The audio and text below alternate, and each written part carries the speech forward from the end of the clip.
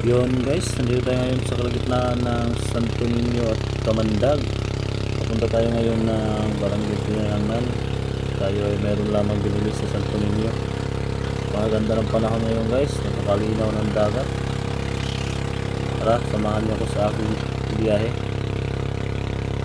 Siyempre yung sinakyan natin yung ating Dynamix TV na bangka.